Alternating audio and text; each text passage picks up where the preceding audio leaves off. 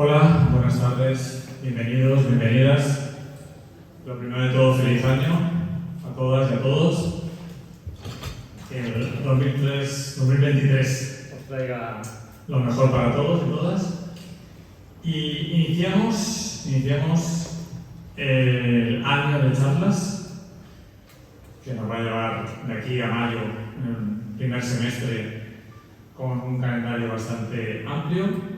Y es el primer ciclo de charlas de enero, de charlas divulgativas. Está formado por 4 charlas, lunes y miércoles, lunes 9, miércoles 11, lunes 16 y miércoles 18, que se van a desarrollar todas en esta sala, salvo la del miércoles que viene, que en principio es en la sala institucional. Igual esta queda libre y la ocuparemos. Genial. Pero es como haría que tirando la puerta abajo, ¿de acuerdo? En un registro policial. 3 de estas charlas las va a impartir Iván Martínez, escritor, editor y divulgador cinematográfico, editor de Ediciones Alarmantes, que son unos fanzines estupendos que realizan con mucho arte desde hace tiempo y que incluso podréis ya por un canal, podréis adquirir si queréis. Él lo comenta.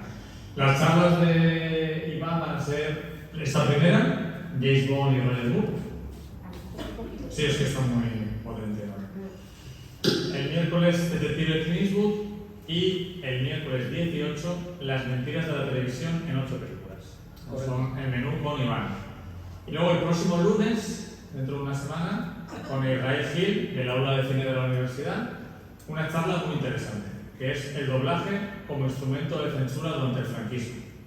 Que es una charla que os recomiendo muchísimo, y las de Iván, por supuesto también, porque Las mentiras de la televisión, Clint Eastwood y la de hoy son francamente interesantes. Las mías son más gamberras, ¿no? Sí, pero es lo que esperamos de ti. Vale, por eso te traemos. Bienvenido, Iván, y muchísimas gracias, como siempre, por estar aquí. Y sin más preámbulo, porque no queremos que sea una charla demasiado larga, sino algo que nos sea ameno. Luego vamos a tener la charla y si queréis hacer una pregunta, esperamos al final de la charla para realizar cualquier duda o pregunta que queráis comentar. Y pues nada, cuando quieras, si quieres comenzamos un poco con por qué esta charla. Sí. Y luego ya tiras para adelante y pues vamos poniendo imágenes que tú me vas diciendo y vamos poniendo. Bueno, en primer lugar, hola a todo el mundo, gracias por la asistencia. El tema de James Bond, como el porqué, que comenta Luis, yo creo que James Bond parece que siempre está de moda, ¿no? Y si no está de moda, parece que hacen porque esté un poco de moda. Pero yo me quedé en la etapa de Roger Moore, porque es el actor que más me gusta de cómo interpretó a James Bond. Lo normal es que te guste Sean Connery, que está muy bien, cada uno tiene sus gustos.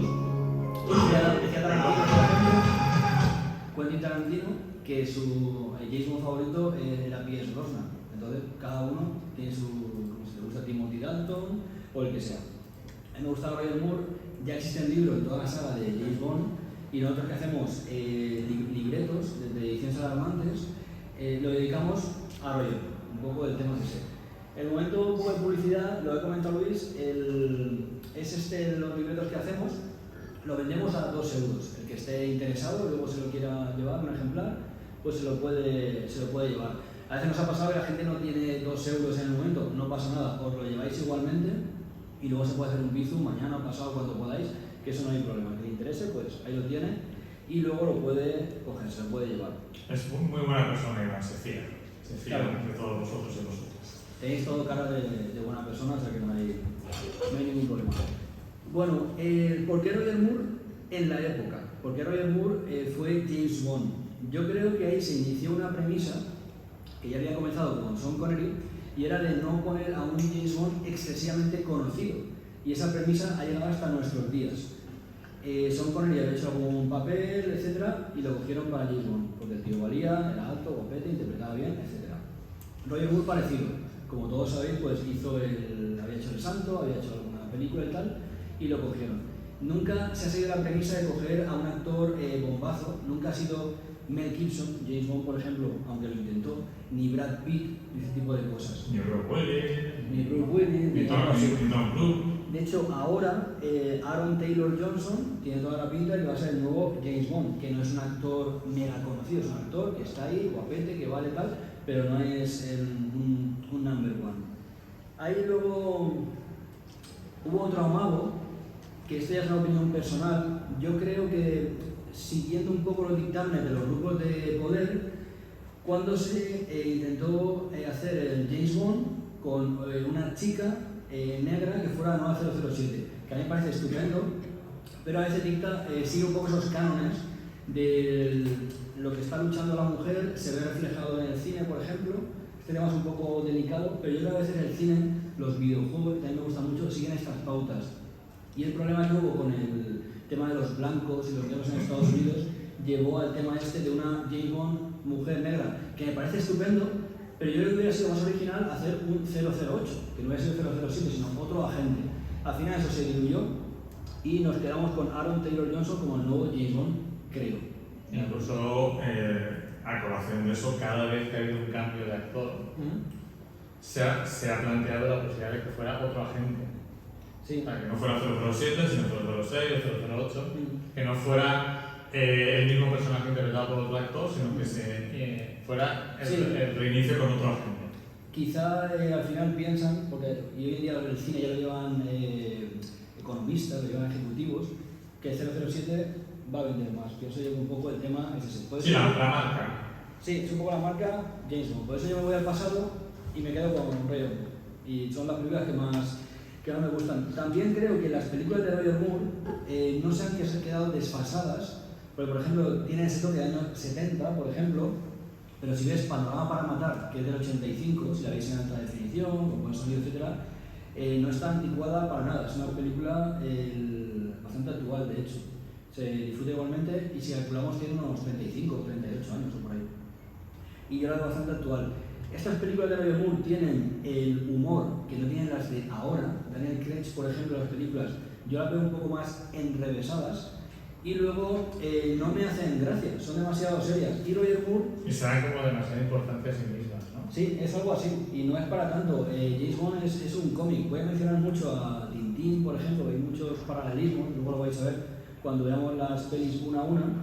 Y, por ejemplo, igual que Bill Murray, en sus películas Cazafantasmas tal, lleva su personalidad al personaje, parece que estamos viendo a Bill Murray haciendo el tonto. Roger Moore hace lo mismo, el toque ese gamberrete que tiene lo lleva al personaje, y para mí es de agradecer. Y ya, si queréis, vamos a empezar por las pelis. La primera que hizo fue Vive y deja morir, de 1973. Para mí es un título genial, porque la frase típica, lo que muchas veces hemos dicho es vive y deja vivir, ¿no? A lo mejor eso nos decían nuestros padres o se lo decimos a nuestros hijos. Pero aquí el escritor Ian Fleming, de todas las novelas de James Bond, le dio la vuelta y creó la frase de vive y deja morir. Contrataron a Paul McCartney para hacer la misma canción, que luego se hizo muy conocida. Fue muy conocida en la época, pero luego en los 90 mucho más, con la versión que hicieron los Guns N' Roses. Esto lo hizo Paul McCartney, la canción, que es un temazo, supongo que muchos la recordaréis, con el grupo Wings, cuando ya había dejado los Beatles, para esta película, y la canción fue nominada a los Oscar de la Academia. Desde entonces hay una especie de leyenda, y es que Paul McCartney siempre en los conciertos toca esta canción, siempre toca Live and Let Die, y los Guns N' Roses también. Vale, esta película, Vive y deja morir, es la única de James Bond, tiene dos peculiaridades. Una la voy a comentar al final y otra al principio. Y es la única que mete elementos sobrenaturales. Y es las imágenes que vamos a ver ahora, el vídeo, ahora te daré paso. Y una vez uno la ve, no espera que haya algo sobrenatural en las películas de James Bond. Y entonces cuando la ves ya puedes jugar con el espectador y decir, bueno, me lo creo o no me lo creo, porque esta película mezcla vudú y gángsters, como ahora veremos. Comento una cosa más y ya para digerir un poco. Y luego en el 87, Perseguido, de la que hablaré en la tercera charla, que no es que sea un mega clásico del cine, pero sí que es una película que todos recordamos y que critica seriamente la televisión. Entonces, en Vive y deja morir, en Alien y en Perseguido está el señor Japhet Kotto. Pues cuando usted quiera vemos este minutillo.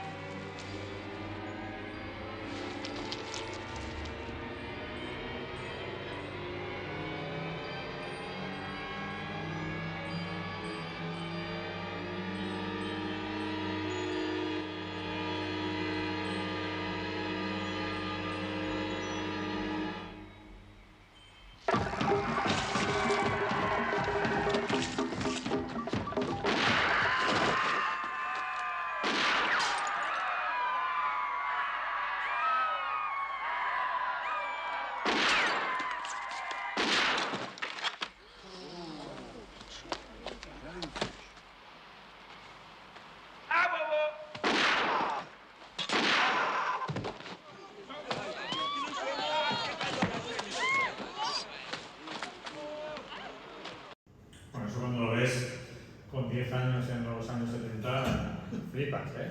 Sí, por eso con la digo. figura esa que sale de la tumba y que parece como que se va destrozando poco a poco, ¿no? Claro, no olvidemos que este hombre tiene licencia para matar, entonces se pone ahí a matar a diestra y siniestra y aquí no pasa nada, ¿sabes? Eso es un poco también. Y cuando uno ve, es muy purista de Bond, a lo mejor dice, yo no quiero que haya elementos sobrenaturales en la película. Entonces, a mí me gustan las películas que tocan la cuarta dimensión. Eso significa que el espectador tiene que formar parte de la película. Y ya tú te crees o no te crees si hay algo sobrenatural o a este hombre le han metido un poco el vudú en la cabeza por lo que hemos visto, porque si no, no tiene explicación. Esos juegos me hacen gracia.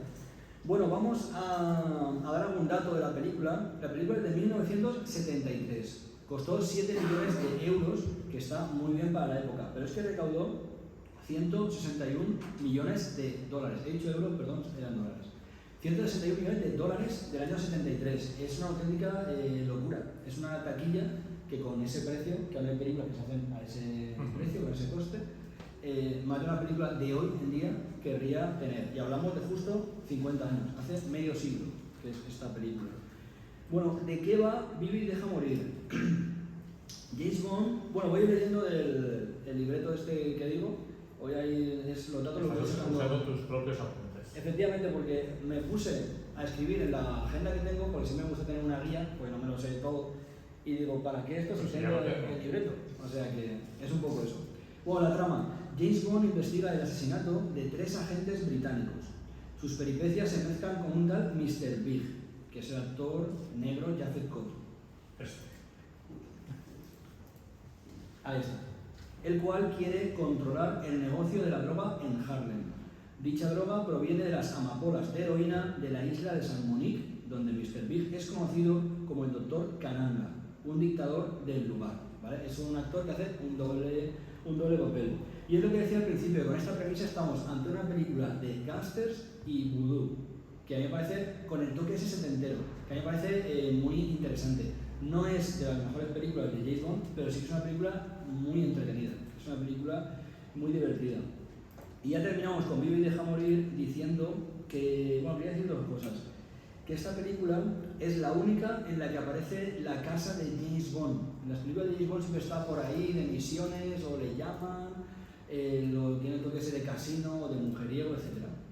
Pues aquí empieza la película, el hombre está en su casa y va M, que es su jefe, a reclutarle. Entonces es una curiosidad, porque hay muchas peculiaridades que si no eres muy friki de James Bond, pues no las descubres. El cartel es una pasada. Sí, los carteles. O sea, tú ves eso de los carteles. O sea, podemos comentar otras cosas, pero los carteles generalmente, los carteles actuales. Sí, es una foto y son poco todos más. iguales.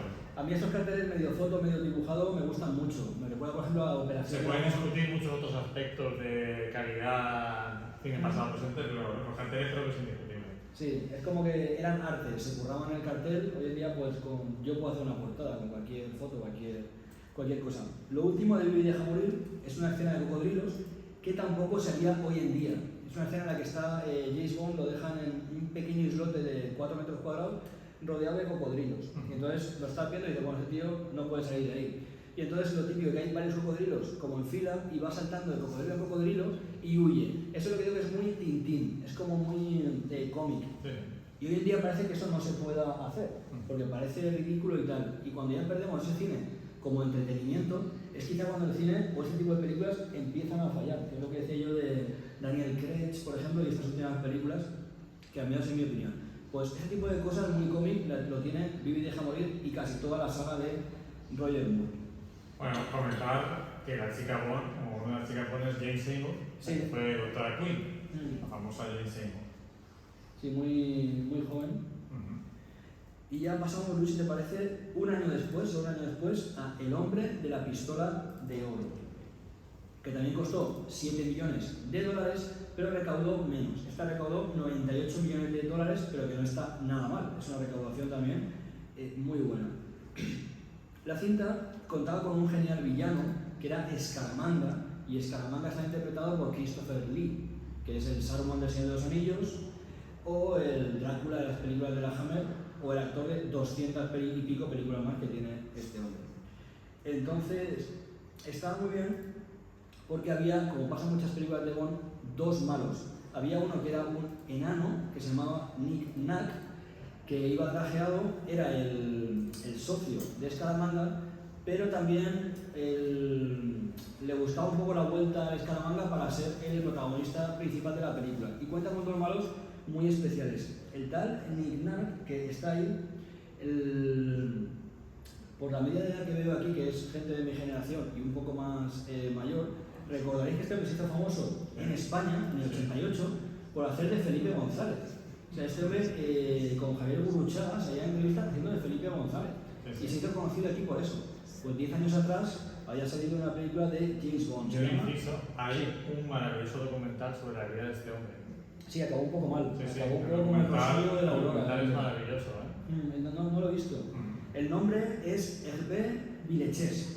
Se llama así, me ha parecido muy curioso y yo que no me acordaba de cuando hacía de Felipe González en la televisión española, pero bueno, nadie lo recuerda por esta película, pero sí por aquello. Yo viniéndolo pensaba, digo, no sé la media de la edad que será, pues si hay gente joven no sabrá ni quién es Felipe González ni de lo que estoy hablando, pero todos los que estamos aquí, pues sí. Y aparte, este actor también hizo una serie de televisión que se llamaba algo de una isla o algo así. Isla Fantasía. Isla Fantasía, exacto. Sí, me suena. No sé si luego hicieron un remake, ¿no? La película esta que hicieron hace poco. Era parecido. Era de ese estilo. Fantasy Island. Sí, la de Fantasy Island. Os leo la sinopsis, ¿vale? De El hombre de la pistola de oro. El principio igual, muy cómic, no se complica en la vida nada como en las últimas de Bond, del PS1 a esta parte son tramas excesivamente serias. Aquí fijaos lo que ocurre, en el servicio secreto británico se recibe una bala de oro donde pone 007 y eso ya despierta las alertas, ya con eso ya te tienen como atrapado. ¿Qué ha pasado aquí? Sin más historias y sin que sea más rocambolesco. Todo apunta a que un asesino a sueldo, conocido como Francisco Scaramanga, quiere eliminar a James Bond.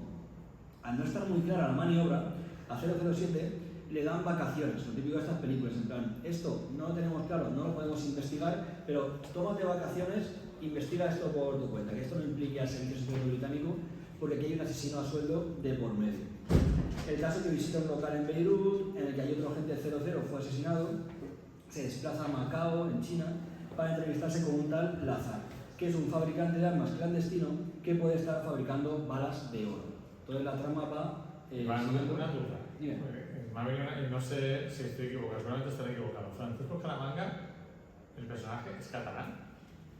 Francisco Scaramanga. No hay un malo en la saga Bond que es catalán. Me dicen, es catalán, no sé qué. No lo sé, la verdad es que no me ha sido referencia. Sí que sale en Madrid, que además, no lo voy a comentar en la siguiente película por no hacer polémica, pero que Madrid es un pueblo con gente recogiendo olivas. Esto es solo para sus ojos. Sí. Y pone un cartel y pone Madrid. Y a veces confundían Madrid con un pueblo mexicano muchas veces. Sí, en Manquíber también pasaba con el País Vasco y tal, o sea que pasan estas cosas. Pero realmente el origen de Scaramanga no... Voy a buscarlo. Es posible. El caso es que James Bond persigue a Scaramanga.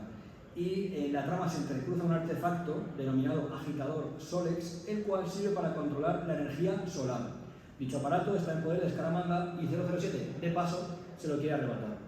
Otra vez una trama muy de cómic, muy de Tintín, muy de Blake y Mortimer, un poco en esa línea, ¿no? Que ya digo, para mí es de agradecer. La curiosidad de Scaramanga, si os acordáis, es lo que llaman en la película una tercera tetilla, que tiene un tercer pezón, Scaramanga, y eso, ya que está interpretado por Christopher Lee, está genial.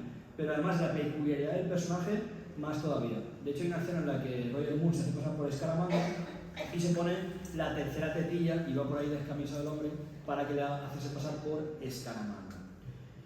Vale, salto al final de la peli y luego os comento dos cosas más. Desde esta película, los finales de Bond, con Roger Moore, siempre tienen un sketch, siempre tienen un gag que él acaba con la chica, siempre, de una manera un poco disparatada.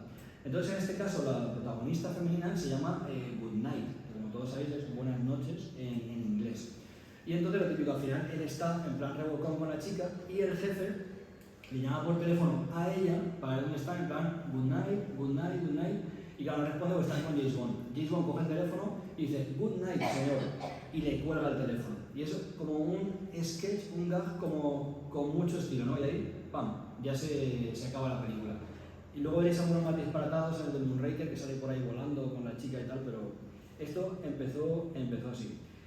Luego también, ¿qué ocurre en esta película? Novedoso, los especialistas de James Bond, ahora ya lo hemos visto todo, pero todo, porque la etapa cine yo creo que ha terminado y ha empezado la etapa efectos visuales, lo que pueden hacer lo que les dé la gana. Pero en esta época no había ni efectos visuales ni se habían visto especialistas en escenas extremas, porque veníamos de Cary Grant, de Humphrey Bogart y tal, que está genial y maravilloso, pero no había escenas mega espectaculares. Esto empieza con James Bond y hacían auténticas locuras. Hay una foto por ahí que salen unos policías y una canoa por encima. Ah, sí, pero eso está dando la peli, ¿no? Sí, o no sé si se va a hacer. De todos modos, aquí aparece una si lo veis porque esa escena está, lo hemos repetido en otra carpeta. Esa escena está muy bien, pero hay otra, no se ve muy bien, que aquí hay un coche. Esa. Está dentro de la carpeta de la otra. Ah, pues la que confundo. Como he visto también que parecía un afroamericano, digo, igual es que acercó. Sí, pues esta, sí, perdona, esta es de Vive y deja morir, sí. Es que el personaje del sheriff sale en las dos pelis.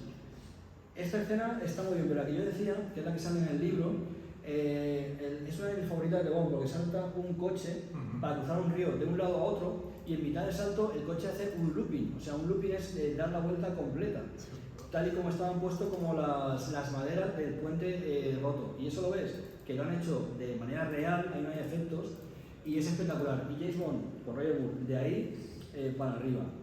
Lo que veíamos del sheriff, no sé si también se ve aquí porque aparecen muchas imágenes en el libreto este sheriff, el típico obeso con gordote y tal, con el gorro, sheriff J.W. Piper, otro gag de la película. Porque en Vive y deja morir ya aparece este hombre que en la escena de las canoas le hace a James Bond la vida imposible con la canoa para aquí, para allá, persiguiendo el carro. Y hay un sketch muy bueno que en la siguiente película, en El hombre de la pistola de oro, está el hombre de vacaciones por ahí, por Macao, y se encuentra a James Bond nuevamente haciendo de la suya. El hombre se queda sorprendido como diciendo, estoy aquí en China y ¿qué hace este hombre por aquí otra vez complicándome la vida con barcos, etcétera? Son guiños muy buenos y muy para frikis de Bond, porque hoy en día tenemos plataformas, DVD, Blu-ray, lo que queráis. Pero en la época no había ni videoclubs. Entonces, esta película, el que la había visto, si quería pillar el gag, tenía que ser muy friki de Bond para pillar el gag en la siguiente película. Porque no es como ahora que vemos las películas las veces que queramos. Y luego ya para terminar con El hombre de la pistola de oro, que ese sería el siguiente vídeo que quería poner, Luis, si puede ser, sí, es el tema principal de la película, que se llama igual que la película, y es un temazo, y lo quería poner, pues un temazo olvidado, quería poner la intro, la de Goldfinger, por ejemplo, se recuerda más, u otras canciones actuales, la que hizo Tina Turner, o etc. La de Paul McCartney, por ejemplo, pero para mí el tema de El hombre de la pistola de oro es un temazo olvidado, y lo quería recuperar, y así lo escuchamos.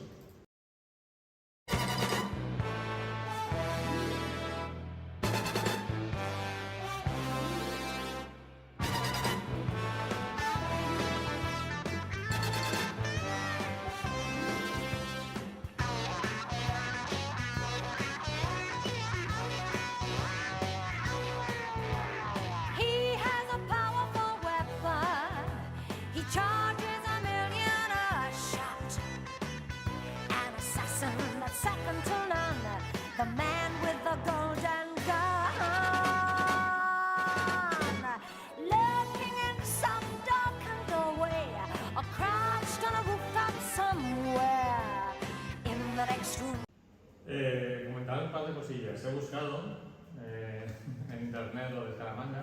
Sí. En la novela es italiano, del Trieste, pero en la película es un ciudadano británico de origen, agarrados, cubano-catalán. Madre mía, yo Y otro dato que quería comentar es que me ha sorprendido que estén juntos Britt Ekland, la actriz sueca, y Christopher Lee en la película, porque ellos hicieron en el año 73 una película que a mí me gusta especialmente, que seguramente conoceréis algunos y que conoce igual Iván, que es El hombre de Mimbre. Sí, por eso hicieron un remake, ¿no? Sí, que salen también los dos, Christopher Lee y Britt Ekland. Entonces es curioso, porque esta es del 73 y esta que estamos hablando es 74, ¿no? A veces pasa, si son actores en nómina, pasa mucho con James Cameron en los 80, que repetía mucho con Bill Paxton, con Lance Henriksen, luego su mujer Catherine Bigelow, que hizo la de Hacer Azul y antes Los Viajeros de la Noche, que salen los mismos actores, Bill Paxton, y luego salen en Alien, por ejemplo. A veces son, yo creo que actores en nómina de la época y los van cogiendo. Pues me ha llamado la atención por eso, porque es un poco los mismos protagonistas, pero continuamos. Vamos a seguir si quieres con...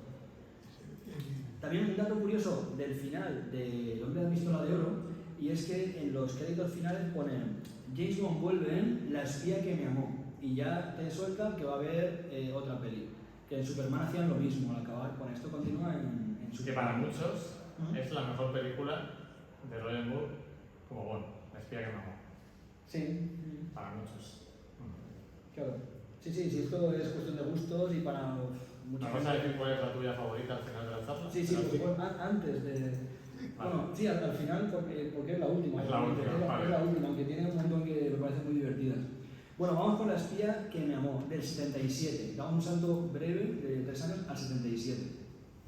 Una curiosidad, y además ha venido bien lo que ha dicho Luis, y es que de La espía que me amó solamente cogieron el título. Siempre se basaban en novelas de Ian o Ian Fleming, y aquí solamente cogieron el título. ¿Qué quiero decir con esto? Que para mí es una novela pendiente, porque la novela de Ian Fleming, La espía que me amó, nunca se ha adaptado a la pantalla, como otras de James Bond. Aquí simplemente por tema de derechos de autor hicieron el guión otras 2 personas, pero se quedaron con el título. Entonces, si acudimos a esa novela, tenemos una historia de James Bond nueva que nadie ha visto o nadie conoce, a menos que te hayas leído el libro. Eso me parece curioso. Os leo la trama rápido para que no nos pille el toro. El megalómano Karl Stromberg pretende acabar con el mundo tal y como lo conocemos mediante ataques nucleares para dar inicio a una civilización bajo el agua. Ya está, no se complica mucho. Aquí hay un tío loco que va a tirar unas bombas y vamos a vivir bajo el agua. Y ya ponen en marcha al señor 007 para evitar esto.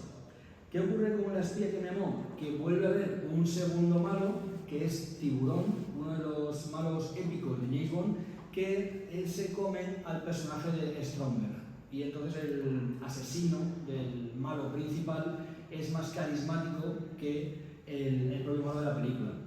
Lo que pasa muchas veces con Los Simpson, por ejemplo, que el personaje de Homer pues ha comido a Bart y el protagonista es Homer.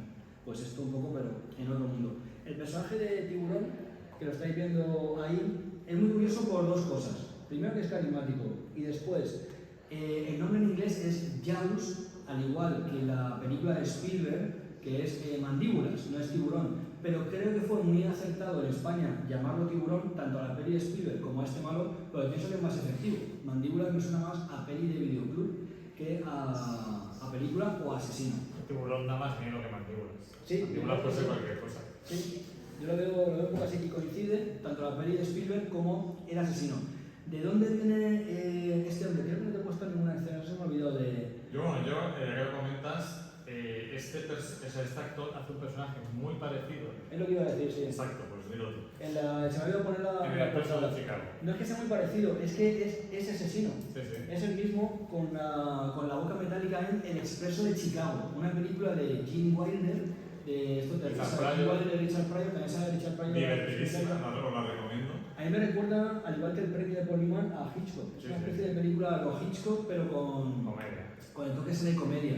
Y sale este asesino igual, es Tiburón, aunque no mencionan el nombre, pero con la boca metálica, etc. Los guionistas de la peli lo vieron, les gustó, y a lo Tarantino directamente lo robaron. Dijeron, quiero ese personaje para las pelis de James Bond. Pero el origen de Tiburón, que es una cosa que nadie sabe, o muy poca gente sabe, a menos que seas muy cinéfilo como Luis, y entonces asocies cosas, el origen está en una película que no es de James Bond, la del Expreso de Chicago, que si no recordáis, yo os la recomiendo. Bueno, y luego ya pasaríamos directamente, si te parece, a Moonraker, que de esto quería poner otra escena, por el tema del tiempo no la vamos a ver entera, pero para mí no es mi película favorita de Bond, pero sí que es el principio favorito de James Bond de toda la saga. Creo que es el mejor inicio. Y ahora veis por qué, y acordado lo que os he dicho antes del nivel de especialistas de la época y de escenas nunca antes vistas. I don't think I'm ever going to fly with anyone else. You're so right, Mr. Bond.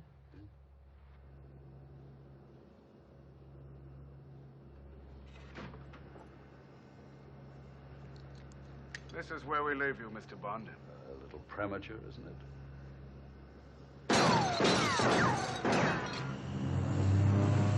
Enjoy your flight.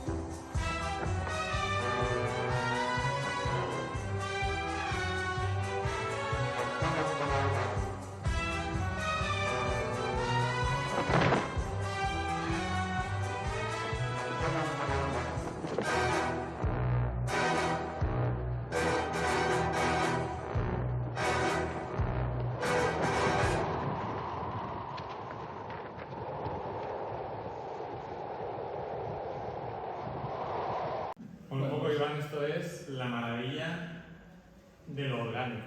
Yo creo que es brutal. O sea, yo creo que es porque tú tienes dos formas de maravillarte de esto. Lo que estás viendo y pensar que eso es real. Es decir, con trucos y tal, ahora puedes ver algo maravilloso, pero decir, está hecho por ordenador. Sí, es justo lo que quería transmitir. Ahora ponemos en la piel de los realizadores y cómo se hace esto. Te subes a un avión, saltas, te coordinas, no sé qué. A mí me parece brutal. Y por eso quería que vierais imágenes si no las recordabais. Me parece espectacular. Para mí, ya digo, mi principio favorito de la saga de James Bond. Esta es la de Moonraker, que fue del 79, costó 34 millones y recaudó la friolera de 210 millones de dólares. Aquí hay que entender que el cine antes, obviamente, no valía lo mismo que vale ahora, pero en comparación valía mucho menos. En los 80, por 200 pesetas, podías ir al cine, era una cosa, ahora es como si valiera 3 o 4 euros o algo así. Y entonces, pagando esa cantidad, que es baja, recaudar 210 millones de dólares a nivel mundial es una locura, es una barbaridad.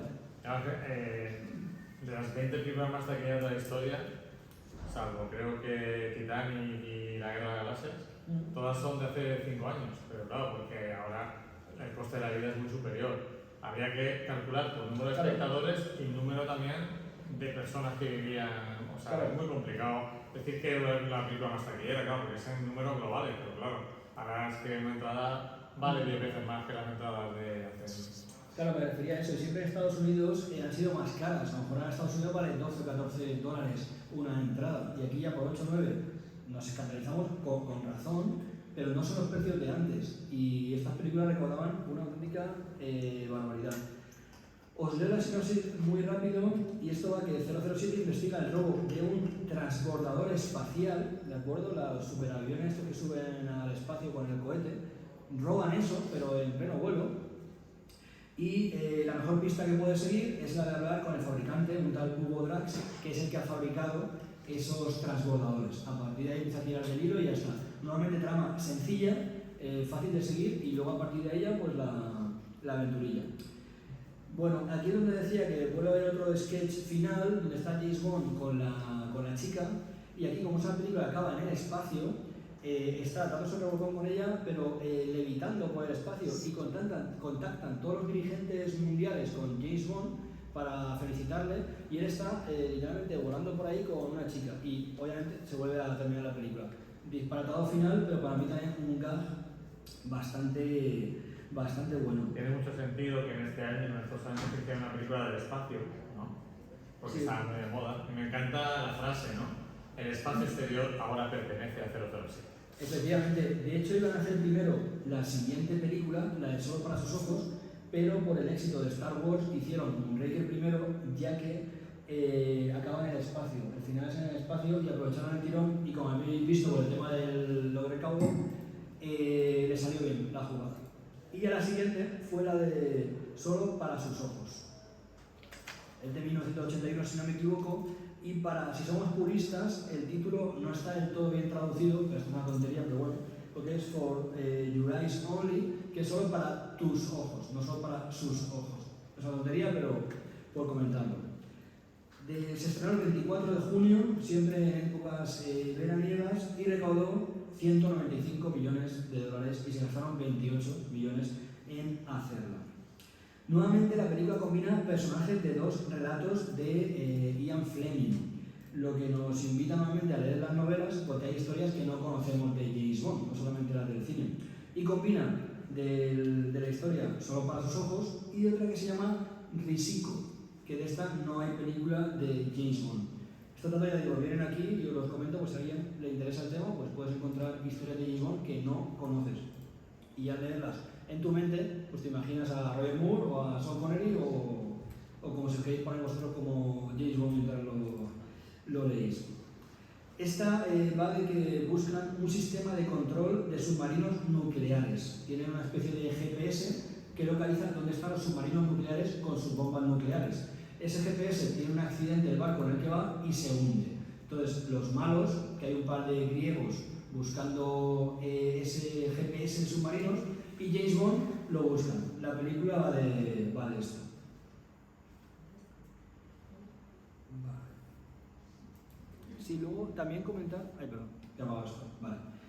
Comentar que la secuencia precréditos está muy bien porque no dan excesiva información de lo que ocurre y esto viene de otra película. La película empieza con James Bond visitando la tumba de su mujer y aparece un helicóptero del MI6 que viene a recogerle y realmente es una artimaña de uno de los malos, de un hombre calvo con collarín que manipula el helicóptero para matar a James Bond. De acuerdo, un inicio correcto. Pero, ¿de dónde viene este hombre? Si no investigamos un poco, uno ve la película y no sabe de dónde viene este hombre. Bueno, pues yo he investigado y este malo de ese inicio es un tal Ernst Stavro Blofeld, que era el jefe de Spectre. ¿Qué significa Spectre? Que es la organización enemiga, ¿no?, de James Bond o del MI6. Es Special Executive for Counterintelligence, Terrorism, Revenge and Extortion. ¿Qué es esto? Una empresa de malos muy malos que se dedican al terrorismo, la venganza y la extorsión. O sea, ahí es nada. Vale.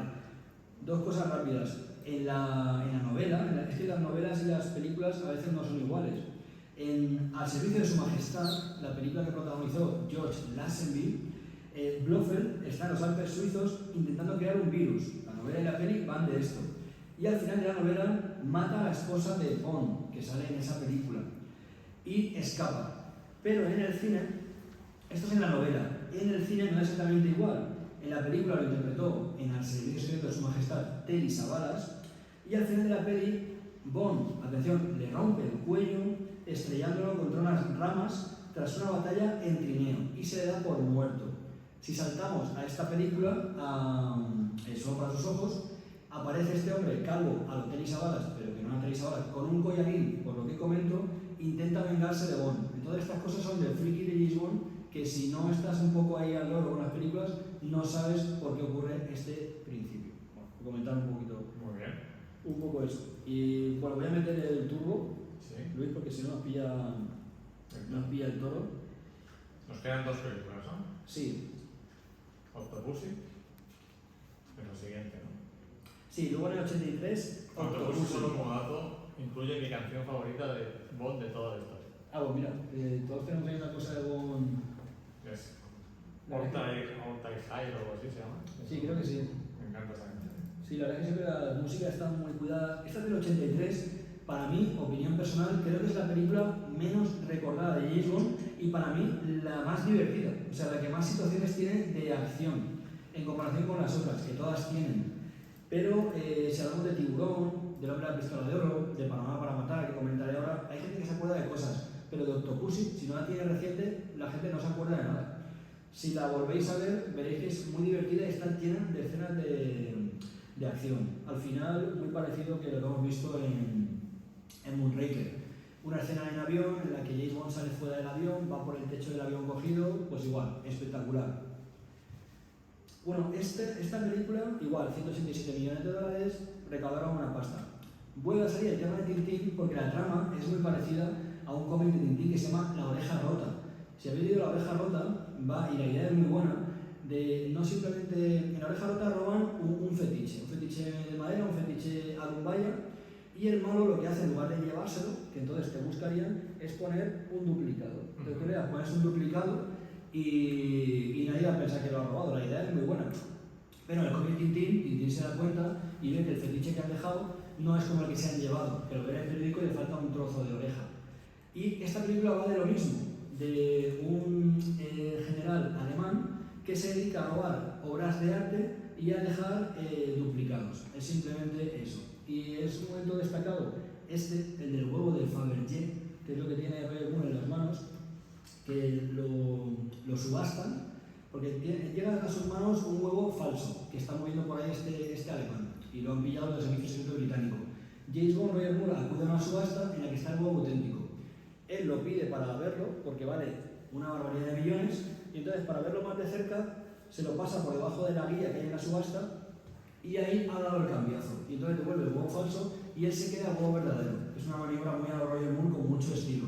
Y ya con el huevo verdadero accede a la gente que quiere comprar ese huevo y ya va pues ahí tirando también del hilo para encontrar a los malos y para meterse en ese universo. Y ahí está un poco la comparación con el mundo de Tintín, del fetiche, pero aquí es el huevo.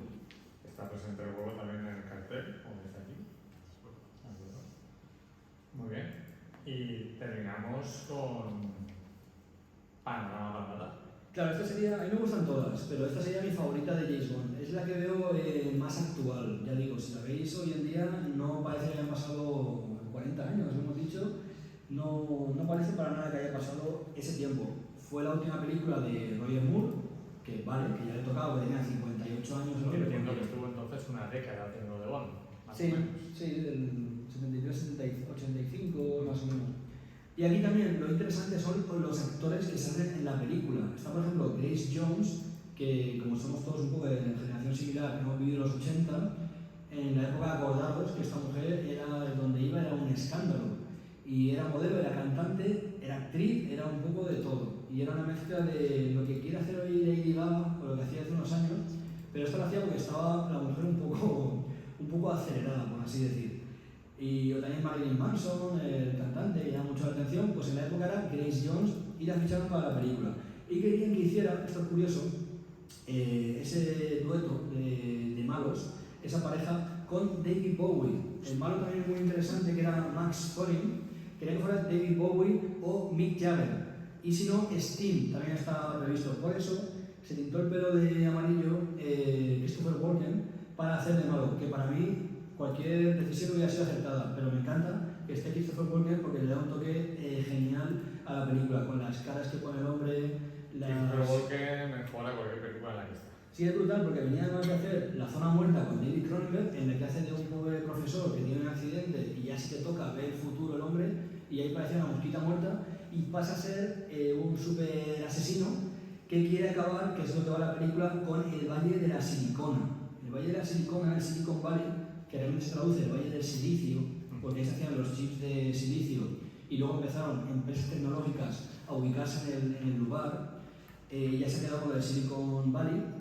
Él quiere, Max Schmeling, acabar con esto, para él controlar el tema de las nuevas empresas tipo Apple, de Windows, todo esto. Entonces tiene toques novedoso también la película. Y la película va de esto, él quiere sepultar, quiere hundir el Silicon Valley para hacerse un poco él con el control de nuevas empresas que creen, simplemente eso. Le pillan, por así decir, y James Bond pues va por él, con final espectacular en el Golden Gate de San Francisco, con un Zeppelin por allí, el hombre subido ahí a estos barrotes metálicos que tienen. Entonces yo creo que es un final muy digno para Roger Moore. Por lo que comentabas de Silicon Valley, las las películas de Bond también solían ser como una ventana al presente futuro. Sí. Estaban a la última creo que está ahora en boga, ¿no? ¿Sabes? Sí, era como una ventana para descubrir cosas de... Fíjate que 2 pelis atrás hemos comentado una especie de GPS submarinos. Una GPS que te localiza la posición y tal. Entonces, sí, efectivamente, aquí para el Silicon Valley nuevamente vuelven a ser visionarios, ¿no? en la idea. Y así un poco, de manera rápida, pues este es el resumen, el recorrido de las pelis de Bond. Si quieres escuchamos un poquito del... Sí, esto también es un temazo, lo había puesto, pero como dura mucho ya no te he dicho de poner. Nada, solo para recordar que un grupo como Duran Duran, que era junto con Spandau Ballet la parte más alta de los himnos románticos británicos de los 80, pues este temazo es que aquí también no salen, se pone a mover. Vais a ver en el vídeo que también salen drones, cámaras de grabación que las tiran para arriba como si fueran drones, que en el momento no existían, pero ahora sí, y parece una tontería, pero también tiene el toque ese visionario. Vamos allá.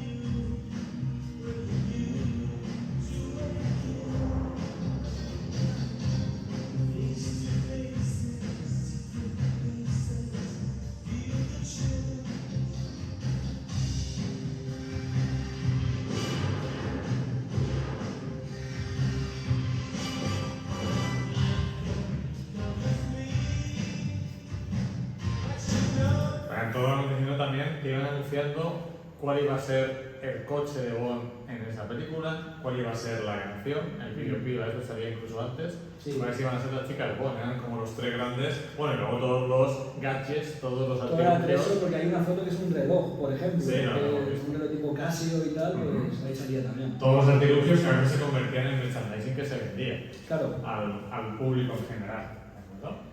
La clave es vender, está claro, pero aquí vendían con estilo, te ofrecen un producto que está genial, entonces vale, lo compro, ¿no? Hoy en día es más sencillo llevarse un chasco, ¿no? Cuando vas al cine, ¿no? A mí me parece eso. Al margen de James Bond es como si la calidad hoy del cine hubiera pasado a las series, ¿no? Parece que los guionistas buenos estarán en las series y el cine no cautiva tanto como antes. También porque las series de plataformas estadounidenses no tienen que preocuparse de la taquilla, porque están en una plataforma que tiene una suscripción y las series que funcionan por las que no, y luego porque las series no tienen que preocuparse de la censura. Claro. En las plataformas estadounidenses de pago prácticamente no hay censura, pero en el cine estadounidense hay mucha. Sí, y hay censura para que no te la pongan para mayores de 18 años. Tú puedes hacer la peli que te dé la gana, pero como te pases 18 años y pierdes a todo el público infantil. Pierdes el público. Pero fíjate, por ejemplo, de James Bond hay mucho de comentar, ¿no? Pero no hemos comentado el tema ese mujeriego que tiene, que a lo mejor hoy en día estaría mal visto, pero en la película era una broma, o sea, no pasa nada, es como si la protagonista hubiera sido una mujer súper atractiva o algo de eso. Pero nunca se pasaba de la raya, cosa que hoy en cualquier serie te puede esperar cualquier cosa, pero James Bond nunca se pasaba de la raya y lo catalogaban como mucho, si no para todos los públicos, para 12 años. Y podía estar con una mujer en la cama, pero le daba un beso, no salía nada y ya está. Entonces jugaban con esa broma que se apagaban las luces, por lo que he dicho, que sale el hombre por ahí levitando porque está en el espacio, juegan con la broma y ya está. También se puede jugar así con la censura. Pues muchas gracias, Iván, por la charla. Hemos tenido prácticamente una hora de Bond, sí, que está muy bien. Y recordar, el próximo miércoles tenemos Detective Clint Eastwood, como pone vaquero, seductor, militar, espía, y ha representado muchos iconos, pero nos centraremos en las cintas policíacas de Clint Eastwood, que no todas son Harry Sucio. Está la saga Harry Sucio, pero hay... Los tiro un poco por ahí, que empecé a ver Eastwood y digo, si tiene una variedad de películas que se pueden catalogar en Detective Eastwood, por así decir, y es por eso. Pues os esperamos el próximo miércoles a las 8:15. En principio, en la sala institucional, si esta queda libre, la ocupamos, con K. Muchas gracias.